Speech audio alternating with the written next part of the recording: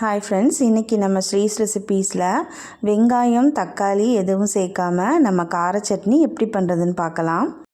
இது ஒரு ஸ்பூன் இருந்தாலே போதும், 5-6 இட்லி கூட நல்லா சாப்பிட்றலாம். அந்த அளவுக்கு நல்ல காரசாரமாக இருக்கும். நல்லா 10 நாளைக்கு கூட நம்ம வச்சு சாப்பிட்லாம். நல்லெண்ணெய் மட்டும் சேர்த்து சாப்பிட்ணும். இந்த கார சட்னி எப்படி பண்ணுறதுன்னு பார்க்குறதுக்கு முன்னாடி இது வரைக்கும் நம்ம சேனலுக்கு சப்ஸ்கிரைப் பண்ணாதவங்க சப்ஸ்கிரைப் பண்ணிக்கோங்க. இப்போ நம்ம இதை எப்படி செய்கிறதுன்னு பார்க்கலாம். இதுக்கு நான் முதல்ல ஸ்டவ்வில் கடாய் வச்சுட்டு எண்ணெய் சேர்த்துக்கிறேன். எண்ணெய் சேர்த்துட்டு இதில் ஒரு 5 காஷ்மீரி சில்லி சேர்த்துருக்கேன்.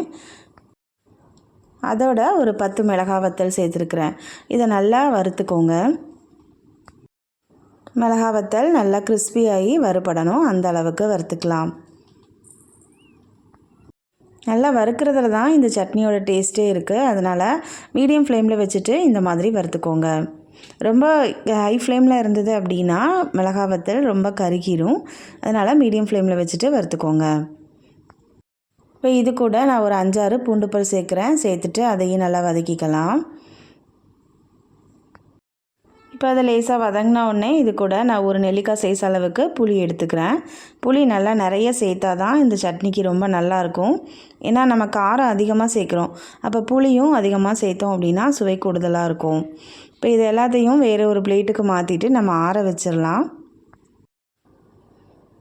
இப்போ இது நல்லாவே ஆறிட்டு நம்ம இப்போ இதை மிக்ஸி ஜாரில் சேர்த்துக்கலாம்.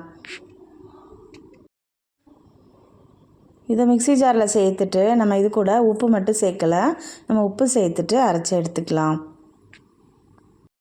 இது தனியாக நம்ம மிளகாய் வத்தல் மட்டும் வச்சு அரைக்கிறதுனால சாப்பிடும்போது நம்ம கொஞ்சமாக வச்சுக்கிட்டாலே நல்லாயிருக்கும்.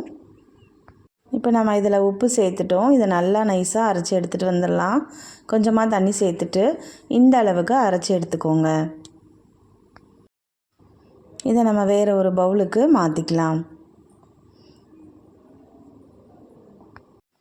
இது அந்த காலத்தில் ஒரு 5-6 மிளகாய் வத்தல் மட்டும் டக்குன்னு சட்டியில் வறுத்துட்டு அப்படியே வெள்ளைப்பூடும் உப்பு புளி வச்சுட்டு அம்மியில் வச்சு அரைச்சி உடனடியாக சாப்பிடுவாங்க. இது நல்லா 1 மினிட்டில் நல்லா டக்குன்னு செஞ்சிடலாம். இப்போ இதை நான் தாளிக்கிறதுக்காக நல்லெண்ணெயில் கடுகு உளுந்தம்பருப்பு சேர்த்துட்டு தாளித்து ஊற்றியிருக்கேன்.